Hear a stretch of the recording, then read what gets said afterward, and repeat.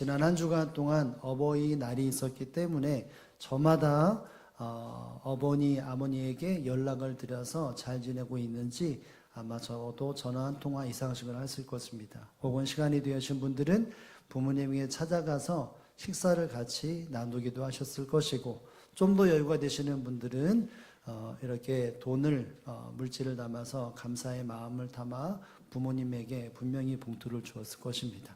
여러분 분명히 그러셨죠? 네. 왜 그러셨을까요? 왜 부모님에게 전화하고, 왜 부모님에게 식사로 이렇게 섬기고, 왜 이렇게 물질을 조금이라도 담아서 부모에게 왜 주었습니까? 왜 주셨을까요? 이것이 자녀로서 부모에게 할 수 있는 옳은 일이기 때문에, 옳고 그름이라고 하는 기준에 대해서 저마다 자녀들이 이것은 옳은 것이기 때문에 부모에게 이와 같이 어버이날이면 의무를 가지고 오더라도 이렇게 전화를 하고 또 식사를 대접하고 또는 이렇게 물질로 이렇게 용돈을 드리는 일들을 하게 됩니다. 여러분, 이것은 자녀에게 부모가 할 수 있는 옳다라고 하는 판단이 되어졌기 때문에 하는 것인데, 여러분 예수 그리스도를 믿는 사람이라면 이것보다 더 온전한 마음을 품고 부모를 공경해야 합니다. 왜냐하면 하나님께서 믿는 자에게 말씀하신 바이기 때문인 것이죠. 오늘 본문의 1절에도 보면 분명히 하나님은 말씀하십니다. 1절의 말씀을 다 함께 한번 읽어보겠습니다. 시작. 순종하라, 이것이 옳으니라. 아멘. 자녀들아, 주 안에서 부모에게 뭐 하라고요? 순종해야 합니다. 왜 순종해야 합니까? 이것이 무엇이기 때문에요? 옳기 때문에. 여러분, 옳다라고 하는 것은 의롭다, 옳다 또는 거룩하다, 이것도 포함이 됩니다. 믿는 자에게 하나님이 말씀하시는 것에 대하여 부모에게 순종하는 것이 옳음이고, 이것이 의롭고 이것이 거룩한 성도의 다움이기 때문에 하나님은 바로 믿음의 사람들에게 이 사도 바울을 통해서 그 말씀을 인용하면서 모든 성도들에게 말하고 있습니다. 믿음을 가진 사람들에게 분명히 말하고 있는 것입니다. 믿음의 사람들이 의롭고 거룩한 사람들이라면 반드시 이것이 우리에게 주어진 명령이기 때문에 해야 되는 것이죠. 여러분, 근데 오늘 본문은 분명히 말합니다. 왜 이것이 옳은지, 왜 이것이 거룩한 몸부림이고 거룩하게 이루어져가는 일인지에 대한 그 근거를 분명히 말씀하고 있는데요. 우리가 기억해야 될 이 소주주의가 있는데요. 우리 한번 읽어보겠습니다. 함께 읽습니다. 시작. 약속이 있는 첫 계명이기에. 여러분, 계명이라고 하는 것은 하나님의 명령이기 때문인 것이죠. 왜 하나님께서 부모를 순종하라 라고 하는 것은 바로 의롭기 때문이라고 하는 것인데, 옳은 것이라고 말하는데 이것을 뒷받침하는 설명이 반문에서 뒷문에 나오게 됩니다. 2절의 말씀을 다 함께 한번 읽어보겠습니다. 2절입니다. 시작. 내 아버지와 어머니를 공경하라, 이것은 약속이 있는 첫 계명이니라. 아멘. 내 아버지와 어머니를 공경하라 라고 하는 말씀을 하십니다. 여러분, 이것은 명령이겠죠. 하라 라고 하는 것은 명령입니다. 하기를 되기를 원한다, 이것은 권면이나 청유인데, 여러분 분명히 성경에는 말하기를 이것은 명령으로 말하고 있죠. 그래서 뒷부분에 약속이 있는 첫 계명이라 라고 말합니다. 여러분, 첫 계명이라고 하는 것은 수많은 계명 중에서 먼저 순종되어져야 될 말씀이고 계명이라고 말을 할 수 있는데, 하나님이 이 땅의 믿음의 사람들에게 관계에 대한 기본적인 첫 우선순위의 계명은 바로 부모에게 순종하는 것, 이것은 하나님이 믿는 사람들에게 허락되어지는 먼저의 가장 첫 번째 계명임을 이와 같이 말하고 있습니다. 사람과의 관계 속에서 지켜야 할 우선순위를 따진다면 부모에게 당연히 하는 것은 최우선순위가 되어져야 합니다. 믿음의 사람들에게 주어진 관계, 부모와의 관계, 부부와의 관계, 자녀와의 관계, 교우와의 관계, 아는 사람들의 관계가 있지만 그 어떤 관계보다 제1의 관계는 부모와의 관계이고, 이 관계 속에서 반드시 부모를 공경하는 것은 바로 하나님의 명령인 것을 기억할 수 있어야 합니다. 왜 믿음의 사람들이 부모를 공경해야 합니까? 이해되기 때문에 하는 것이 아니라 하나님의 명령이기 때문에. 하나님의 자녀이기에 하나님의 자녀는 육시대 부모에 대해서 반드시 이와 같이 행하라고 하는 명령이기 때문에 믿음의 사람들은 하나님의 명령에 따라서 부모에게 순종해야 하는 것입니다. 사랑하는 성도님은 구약에도 신약에도 끊임없이 반복되어 내어지는 수많은 진리 중에 하나가 바로 이 진리입니다. 여러분, 부모를 공경하는 것은 우리가 쉽게 구약의 10계명 중에 있습니까? 없습니까? 있습니다. 5계명에 있습니다. 위에는 하나님과의 관계 속에서의 계명이라면 여러분 5계명부터 마지막까지는 사람과의 관계 속의 계명인데 이 계명 중에 가장 첫 번째가 바로 부모를 공경하라는 것입니다. 사람과의 이해되어지는 계명을 뛰어넘어 하나님을 믿고 따라가는 모든 사람들에게 하나님이 말씀하신 명령의 관계 속에서 첫 번째 명령이 바로 이와 같은 명령인 것입니다. 여러분, 구약에서도 이 명령이 이루어졌다면 여러분 신약에서 동일하게 주어지겠죠. 여러분, 예수님도 그렇기 때문에 부모 공경하라고 하는 것을 힘주어 수많은 사람들에게 강조하셨습니다.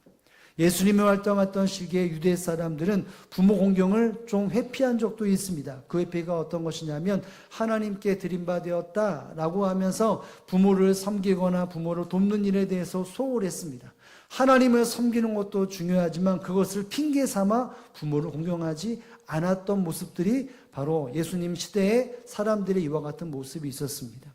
그 모든 것을 보시고 예수님은 뭐라고 말씀하셨는 줄 아십니까? 여러분, 마가복음 7장 10절에 보면 입술로만 부모 공경하는 사람들을 향하여서 이렇게 구약의 말씀을 인용하여 예수님이 말씀하신 것이 있습니다. 한번 읽어보겠습니다. 모세는 내 부모를 공경하라 하고 또 아버지나 어머니를 욕하는 자를 죽임이라 하였거늘. 여러분, 예수님은 구약의 말씀을 그대로 인용하면서 너희에게 하나님이 이렇게 명령하셨는데 너희는 왜 지키지 않냐느냐 타박을 주는 것이죠. 내 부모를 공경하라 라고 했는데 너희는 어머니 아버지를 욕하는 자를 죽이라고 말했는데 이 말씀이 너희에게 임한다면 너희들은 반드시 징계를 받는다라는 것을 엄히 말씀하고 있습니다.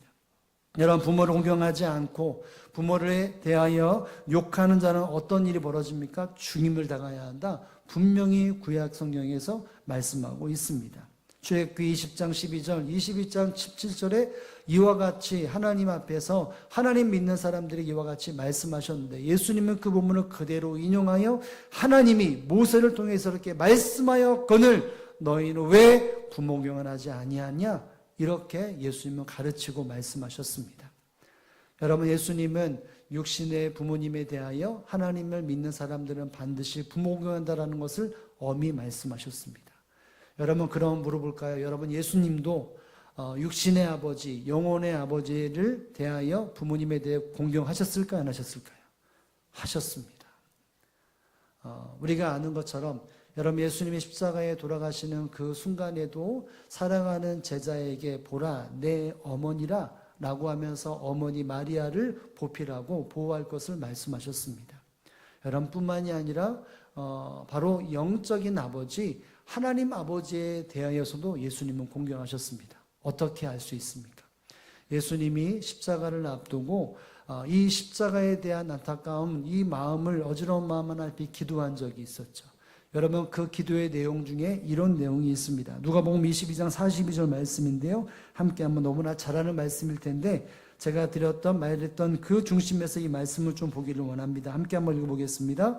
이르시되 아버지여 만일 아버지의 뜻이거든 이 잔을 내게서 옮기시옵소서. 그러나 나의 원대로 마옵시고 아버지의 원대로 되기를 원하나이다 하시니 아멘. 여러분, 예수님은 아버지 하나님의 뜻에 대해서 그것을 받아들였죠. 내가 원함이 있는데 나는 이 십자가의 죽음을 원하지 않지만 그러나 아버지의 뜻대로 되기를 원합니다. 여러분, 예수님은 아버지 하나님에 대하여 순종했고 또 공경했습니다. 어떻게까지요? 뭐 할 때까지요? 죽기까지 바로 하나님 앞에 생명으로서 부모 공경을 했고 부모의 아버지에 대한 하나님 아버지의 순종하는 모습을 보여주었습니다. 분명히 예수님도 이 잔을 내게서 옮기옵소서 이것이 자신에 대한 바람이었고 소망이었지만 그러나 아버지 하나님의 뜻이 아버지 하나님의 명령이 있기에 예수님은 순종하셨습니다. 하셨던 것입니다. 결국 죽기까지 순종했고 죽기까지 부모 공경의 모습을 예수님은 믿음의 사람들에게, 이 성경을 대하는 모든 사람들에게 보여주시는 삶을 사셨던 것입니다. 사랑하는 성도 여러분, 부모 공경은 하나님께서 하나님의 백성들에게 주신 명령입니다.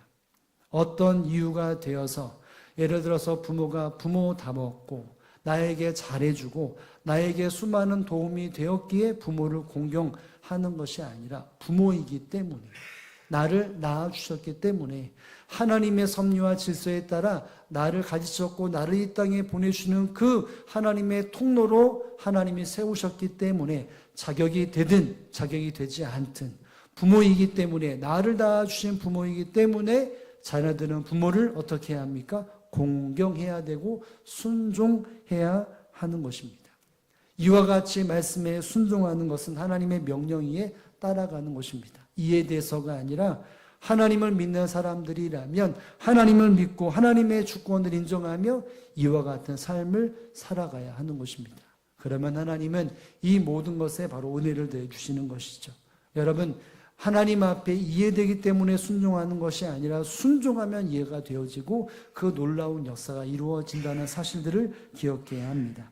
어느 청년이 이렇게 말했답니다. 저는 부모님과 성격도 다르고 말도 안 통하고 그래서 부모와 원치 않는 그런 관계가 되어졌는데, 그런데 말씀을 묵상하다가 부모에게 순종하라고 하는 구절을 묵상했다고 말합니다. 그런데 묵상하면 할수록 마음에 걸림이 있었기 때문에 그때 처음 하나님 앞에 이런 기도했다고 말합니다. 하나님, 제가 부모님에게 순종할 수 있는 이 은혜를 주시고 하나님을 경외하는 일이 바로 부모를 순종하는 것이라는 것을 깨닫고 내가 순종할 수 있도록 도와달라고 이와 같은 기도를 했다고 합니다. 그리고 결단을 하고 부모에게 가서 부모에게 그 관계를 열었다고 말을 합니다. 그랬더니 부모가 어머님, 아버님이 그를 품고 온전한 따뜻한 가정이 되었다고 말합니다. 여러분, 감정이 되었기 때문에 순종한 것이 아니라 하나님을 경외했기 때문에, 하나님의 말씀에 순종하기 때문에 그 일을 이루어졌을 때 그 관계가 활짝 열렸다는 것이죠. 여러분, 순종은 감정이 가서 하는 것이 아니라 믿음의 선택임을 알아야 합니다. 자녀들에게, 부모에게 순종하라고 하는 것은 감정이 움직이기 때문에 순종하는 것이 아니라 이것은 믿음의 선택이기 때문에, 하나님의 말씀이기 때문에 이것은 순종해야 합니다.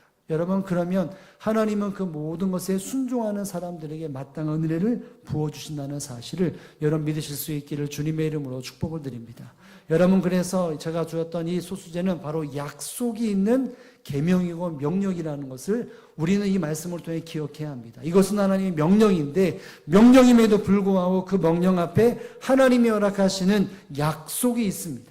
이 약속 때문에 순종할 수 더 보험이 되었지만 약속이 없더라도 하나님의 말씀 위에 순종해야 합니다. 그럼에도 불구하고 하나님은 이 약속의 순종에 대한 부분들을 더해주기 위해 약속을 주셨습니다. 이 약속이라는 말이 다른 말로 말하면 보장된 것이 있다는 것이죠. 자녀들이 주의 말씀에 따라, 하나님 말씀에 따라 순종하여 부모를 공경하면 하나님이 보장해 주시는 것, 약속한 것이 있다는 것이죠. 여러분, 그것이 무엇일까요? 여러분, 3절의 말씀을 다 함께 한번 읽어보겠습니다. 3절입니다. 시작. 이로써 내가 잘되고 땅에서 장수하리라. 아멘. 여러분, 잘된다는 말은 뭘까요? 복이라는 말입니다. 그러면 그 자녀에게 뭐가 임한다고요? 복이 임한다는 것입니다. 복. 제가 이렇게 보면 좋아하지 않지만, 그러나 이 말씀에는 분명히 말합니다. 부모를 공경하는 것, 이 말씀에 순종하면 보장되어 주시는 것이 있는데 바로 잘 되는 건 복을 받는다는 것이죠. 그리고 뿐만이 아니라 하나님이 거하시는 그 땅 안에 어떤 삶을 삽니까? 장수합니다. 이 땅의 나날이 바로 그 삶 속에, 살아가는 나날 속에 장수하는 일이 주어진다고 말합니다. 여러분, 이 부분을 한번 시제적으로 본다면 이 두 가지를 강조하고 있는 사도 바울, 하나님의 뜻에 따라 이것을 강조하고 있는 내용을 우리가 이렇게 이해할 수 있습니다. 여러분, 이걸 시제적으로 이해한다면 이 말씀에 보면 내가 잘 되고, 이 말은 미래입니까? 과거입니까? 과거입니다. 잘 되고. 문법으로 보면 부정과거로 쓰더라고요. 그런데 미래는 땅에서 장수하리라고 하는 것은 미래이죠. 왜 과거와 미래를 같이 쓰면서 약속하시고 보장한 것이라고 말을 합니까? 여러분, 과거는 지나온 것이고 변하지 않는 것입니다. 흔적이 남아있는 것이죠. 여러분, 이 말은 이렇게 부모를 순종하면 이것이 반드시 과거처럼 되어진다는 것입니다. 이렇게 살면 하나님께서 반드시 이것이 이루어졌고 이루어지게 한다라고 하는 확신에 대한 강조점을 주고 있는 것이죠. 과거와 그 미래를 아우르는 하나님께서 보장하시는 것들을 허락해 주신다는 것입니다. 복이 되게 하고 그 삶 속의 나날을 바로 장구하는 일들이 이루어지게 된다는 것입니다. 여러분, 하나님의 약속, 하나님께서 보장하시는 바가 담겨 있는 것은 부모를 공경하는 것입니다. 복되는 삶을 살아가고 이 땅의 그 나날 속에 삶에 대하여 하나님이 함께 하시는 나날들이 많아지는 은혜를 부어준다는 것이죠. 여러분, 이것을 좀 더 강조하기 위해서 반대 측면 속에서 주석가들은 말을 합니다. 이것이 나를가 장수하리라, 잘된다라고 하는 것은 상대적으로 하나님 앞에 이 말씀에 순종하지 않으면 벌을 받고 징계를 받기 때문이라고 말을 하는 것을 이 본문에 담겨 있는 숨어진 의미입니다. 여러분, 예수님께서 구약의 성경에 인용했던 것처럼 모세가 이르기를 부모를 공경하라, 욕되게 하는 사람들은 죽임을 당하리라고 하는 것에 대하여 엄히 말씀하셨습니다. 이 말이 무엇입니까? 부모를 공경하지 않으면 그만한 대가가 지불되어지고 징계와 저주를 받는다는 것입니다. 반면 이것을 이루면 그 저주와 징계가 임하지 않는다는 것을 강조하는 것이죠. 여러분, 엄밀히 말하면 장수하리라고 하는 이 말은 살아가는 나날이 많아진다라고 하는 의미도 있겠지만 이건 각 개인에게 적용되는 것이 아니라 일반적인 통용인데 이것이 어떤 의미냐면 하나님이 그 각 사람에게 허락하신 나날 속에 하나님의 풍성한 은혜를 부어주신다는 것이죠. 하나님이 그 나날 속에 온전한 생명과 그 날들을 허락하신다는 것이 바로 장수한다라고 하는, 이 땅의 삶이 장수한다라고 하는 의미가 담겨져 있는 것입니다. 여러분, 결국 하나님을 믿는 사람들이 하나님이 주시고자 하는 복이 있고 은혜가 있고 그 나날들이 있는데 하나님 말씀에 순종하는 사람들이 그걸 주시는데 그 주시는 채널 중에 하나가, 방법 중에 하나는 바로 부모를 공경할 때 그의 삶 속에 복을 주시고 그의 생명과 삶 속에 온전한 나날들을 허락하신다는 사실을 여러분 믿으실 수 있기를 주님의 이름으로 축복을 드립니다. 이 땅의 믿음의 사람들이 하나님 주시는 복을 누리기를 위하여, 잘 되는 삶을 살기를 위하여, 그리고 무엇보다도 그 인생의 나날 속에 하나님이 허락하시는 온전한 생명을 살아가기 위해서 가장 먼저 놓치지 말아야 할 것이 있다면, 관계 속에 놓치지 말아야 할 것은 부모를 공경하는 것입니다. 이 부모 공경은 하나님께서 반드시 이루시는 약속을 성취하게 되어지는 하나님의 놀라운 축복이 있다는 사실을 여러분 믿으실 수 있기를 주님의 이름으로 축복을 드립니다. 여러분, 그렇다면 믿음을 가진 사람들, 성경의 인물 중에 이와 같은 부모 공경을 이루어 복을 받는 사람들이 있을까요, 없을까요? 있습니다. 누굴까요? 여러분, 성경을 보면 누가 부모 공경을 해서 복을 받은 사람이라고 말하면 누구를 떠올릴 수 있을까요? 그렇죠. 이삭이라고 하는 사람이 하나님의 복을 누렸습니다.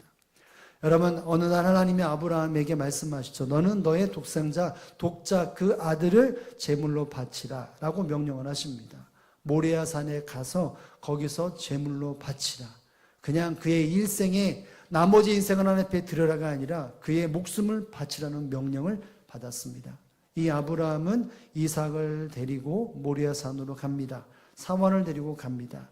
그리고 그 가까이 있을 때 사환을 놔두고 아들과 함께 장작, 그러니까 불을 때울 수 있는 것을 가지고 산으로 올라가게 됩니다. 여러분, 그 모든 것에 대해서 마지막 부분을 성경은 분명히 이렇게 기록하고 있죠. 창세기 22장 9절과 10절에 보면 이런 말씀이 있습니다. 아브라함이 이삭을 어떻게 대하는지에 대하여, 이 제물로 어떻게 바쳐진 데서 상세히 설명하는데요. 함께 한번 읽어보겠습니다. 시작. 하나님이 그에게 알려주신 곳에 이른지라. 이에 아브라함이 그곳에 제단을 쌓고 나무를 버려놓고 그 아들 이삭을 결박하여 제단 나무 위에 놓고 손을 내밀어 칼을 잡고 그 아들을 잡으려 하니. 여러분, 그의 아들 이삭을 어떻게 합니까? 결박을 합니다. 결박을 하여 제단 나무 위에 놓고 손을 내밀어 칼을 잡고 그 아들을 잡으려 했다. 여러분, 이때 당시에 이삭이 몇 살인지는 정확히는 알 수 없습니다. 그런데 이 말씀의 의미에 대해서 한번 생각해 보면, 여러분 지금 이삭은 어디 위에 올려놓았다고 말합니까? 나무 위에 올립니다. 그러면 그 나무는 누가 옮겼겠습니까? 저 집에서부터까지는 사원의 사람이 들었겠죠. 그런데 그 사례에 이르기까지는 산에 오르는 것은 아브라함도 아니었을 것이고, 누가 짊어지고 올라갔을까요? 이삭이 짊어 올라갔습니다. 그러면 여러분, 꼬맹이 같은 아이들이 어떻게 이걸 짊어갈 수 있을까요? 그러면 무엇인가 들을 수 있는 힘이 있었을 것입니다. 여러분, 17세기에 수많은 화가들은 창세기에 있는 내용들을 그림으로 그려냈는데, 돌아온 탕자라고 하는 그림을 그린 렘브란트를 비롯한 수많은 사람들이 이 아브라함 이삭을 죽이는 장면의 그림을 많이 그렸습니다. 나중에 한번 여러분 인터넷에 검색해 보면 아브라함이 이삭을 죽이는 그 사람을 주면 살리는 그림이 참 많이 나오는데, 그 그림을 몇 면에 살펴보면 거기서 그려진 이삭의 모습은 어린아이가 아닙니다. 한 10대 중반이나 20대 가까이 되어지는 그 모습을 하고 있는 그림을 그렸습니다. 여러분, 아브라함이 이삭을 몇 살 때 낳았죠? 100살 때 낳았습니다. 그러면 적어도 이 시간 속에 있는 사람이라면, 이삭이 적어도 10대 중반과 20대 후반이었다면, 10대 후반, 20대 전후반이었다면, 여러분 그러면 아브라함 나이가 몇 살이었을까요? 120세 언저리 되거나 갔다 갔다 했겠죠. 여러분, 그런데 120세가 되는 이 할아버지가 그때 당시에 지금과 좀 다르지만 어쨌든 나이가 많은 연세에 있는 분이 10대 중반 후반 나이에 대해 결박을 하고 그것을 옮길 때, 여러분 이삭의 힘으로는 아버지 왜 그러십니까? 이게 뭡니까? 하면서 결박을 풀고 아버지를 꽁꽁 묶을 수 있습니다. 그런데 결박을 당합니다. 그리고 나무 위에 올라갈 때 그 어떤 말도 행하지 않습니다. 칼을 들어 칠 때, 여러분 나중에 그림 보면 알지만, 제가 일부러 검색을 했지만 안 띄워지는데 어떤 모습인 줄 아십니까? 이렇게 누워있으면 아브라함이 목을 딱 잡고 칼을 드는 그림이 나옵니다. 또는 반대로 엎어져 있는데 그 뒤에 얼굴 보지 못하도록 엎어진 상태에서 뒤통수를 보고 칼을 든 장면이 그림에 나옵니다. 여러분, 이 모습을 보면 이 이삭은 아무런 저항을 하지 않습니다. 정말 죽이려고 하는 그 모습을 취하죠. 여러분, 이 모습을 통해 우리가 볼 수 있는 게 뭘까요? 이삭은 아버지 아브라함에 대해서 예수님처럼 그 죽음까지도 순종하는 모습, 공경하는 모습을 보입니다. 그렇죠? 하나님 너무나 잔인하다고 생각했지만, 여러분 하나님은 결국 어떻게 하십니까? 그 손을 멈추게 하고 이삭을 살려줍니다. 그리고 제물이 숯불에 걸려있는 제물을 가져다가 어린 양을 다가 하나님 앞에 예물을 바칩니다. 여러분, 창세기 26장에 가면 하나님이 이삭에게 복을 주십니다. 아브라함을 통해 줬던 그 후손의 복을 그대로 다시 한번 이삭에게 허락해 주십니다. 여러분, 부모 공경한 자녀에게 하나님은 최상의 은혜를 주신다는 것이죠. 그렇죠? 아비멜렉이라고 하는 그랄 백성들 안에서의 그 왕도 이 이삭을 보면서 그 복을 보았고, 너는 하나님께 복을 받을 자라, 이렇게 인정합니다. 나는 복 받은 사람이야 라고 스스로 말하는 것보다, 사람들이 너는 복을 받은 자고 너는 복을 받게 될 것이다, 이렇게 사람들이 인정합니다. 왜요? 하나님이 그와 같은 복으로 이끌어 가셨기 때문인 것이죠.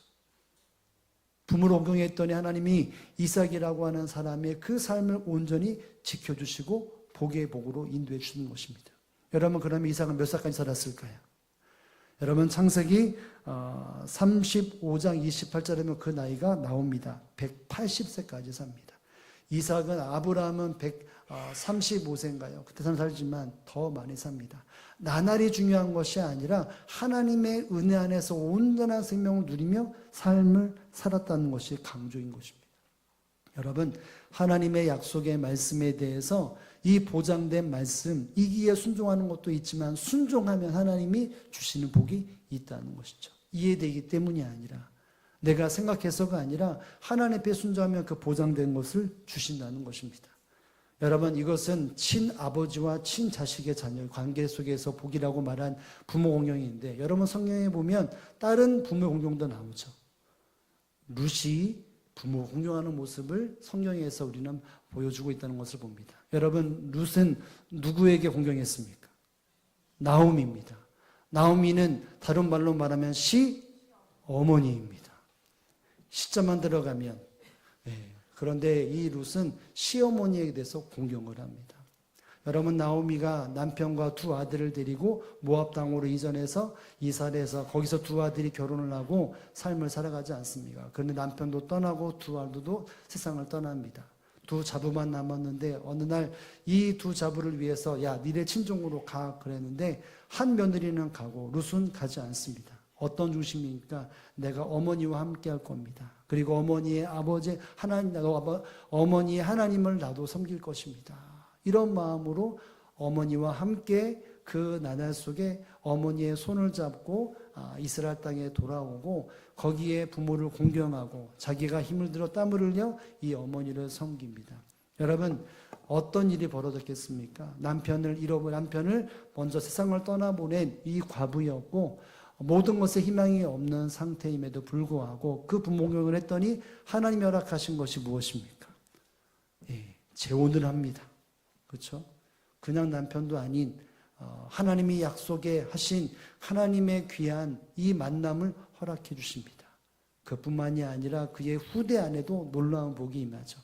여러분, 마태복음 1장 5절에 보면 예수 그리스도의 계보, 하나님께서 허락하시는 이 땅에 주신 생명 가운데 예수님이 어떤 계보를 태어난지 나온 데에 대한 이야기를 나오는데, 여러분 1장 5절에 보면 이런 말씀이 있습니다. 함께 한번 읽어보겠습니다. 시작. 살몬은 라합에게서 보아스를 낳았고 보아스는 룻에게서 오벳을 낳았고 오벳은 이새를 낳았고. 아멘.